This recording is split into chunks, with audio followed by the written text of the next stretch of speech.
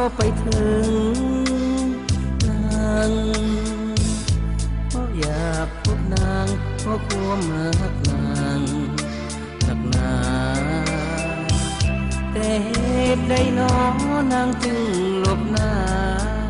ปล่อยอายเศร้าราให้ค่าชีวิตอยู่ป่าข้ามเขาอายก็สาไป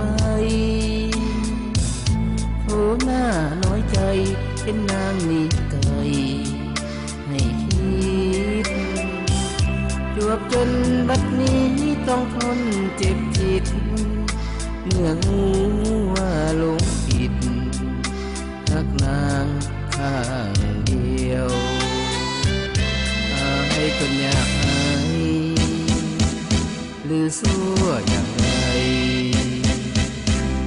นางจึงได้หนีไกลบ่เกี่ยวคอยอายทนระทมคนเดียวสิ้นความรักสิ้นความกลมเกลียวนางบ่เลี้ยวบ่แลเลยเมื่อนางบ่ฮักก็ควรเป็นมิตรกันสายสื่อสัมพันธ์ก็ควรให้มันอย่างเคยเมื่อยามพบเห็นอย่าทำหน้าเสย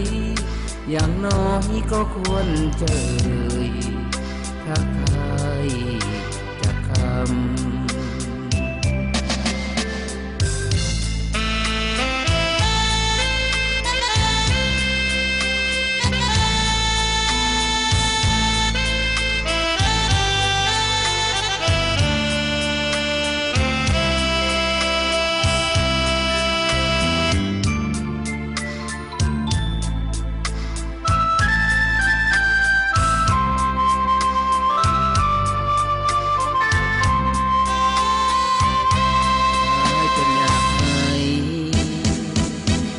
สู้อย่างไร